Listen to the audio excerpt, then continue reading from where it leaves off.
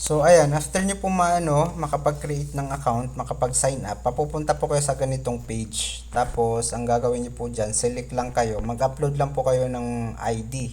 So, ID passport po yung lagi nyong select kasi ang ibig sabihin yan, ID or passport ang i-upload mo. Okay, so dito po, pag nag-upload kayo niyan,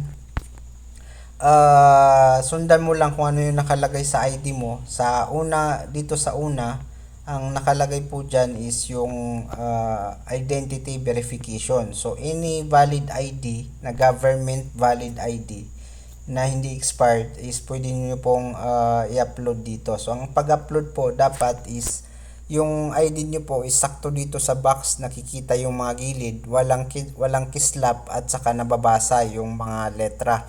So, sa back side po is ganun din. Then, yan, makikita mo kung approve na o hindi. So, same lang po sa ating address. Ganito lang din yung makikita mo. Kung ano yung address sa ID mo or passport mo, yun lang din yung ipasa mo dito. Okay? So, after nyo po dyan is makikita mo dito sa baba na verified, no? Approve. Pagka nakita mo yung ID passport mo na may nakasulat na approve is okay na yon. Okay? Tapos, pupunta ka dito sa open live account. Ayan.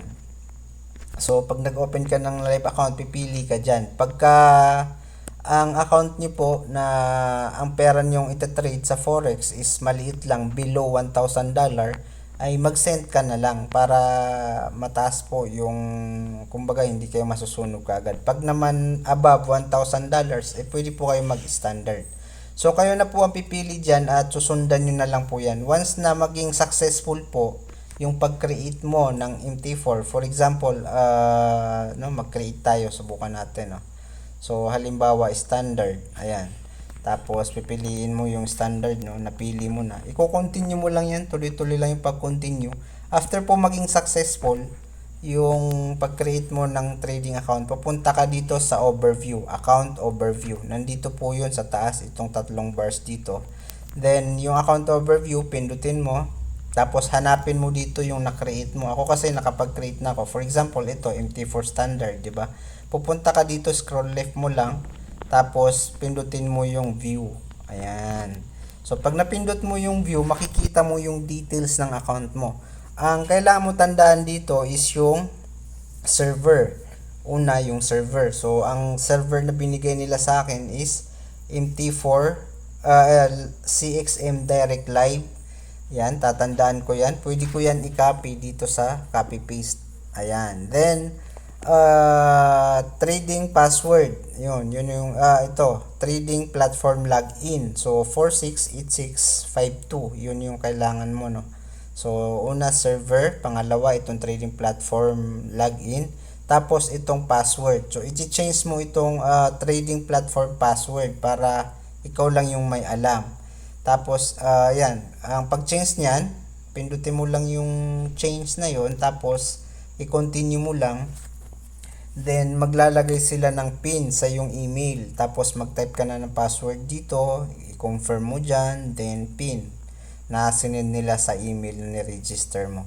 After nyan is okay na. Pupunta ka na sa MT4. Tapos, ilalagin mo na yung password, yung login details ng account na kinreate mo. Okay, so ganun lang po kasimple at tuloy-tuloy mo lang. Okay?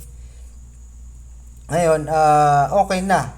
Pagkatapos naman nun, na nalagin mo na siya, pupunta ka na dito sa deposit para makapag-deposit ka. So, pipiliin mo yung mga account. Ako kasi marami akong account, kaya halimbawa, ang napili ko yung standard ang lalagyan ko ng deposit ko.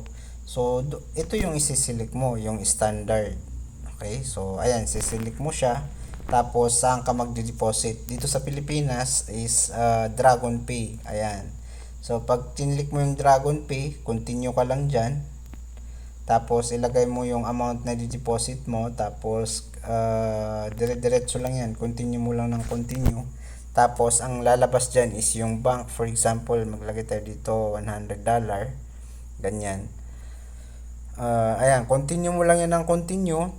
Hanggang sa pumasok na yung pera dun sa account mo. So, ganun lang kasimple mag-deposit. Kailangan lang mayroon kang account talaga na paglalagyan. So, yun yung topic natin kanina. Nag-create tayo ng live account. Nag-open live account tayo. So, tapos doon na ipapasok. Then, makikita mo yung details mo, yung kung ano yung password. Mag-download ka ng MT4. Ilagay mo lang doon yung server address, pati yung pati yung login at saka password. So, yun. Sunod na video is kung paano naman mag-login sa MT4. Saka MT4 navigation. Okay, so yun lang muna at maraming salamat.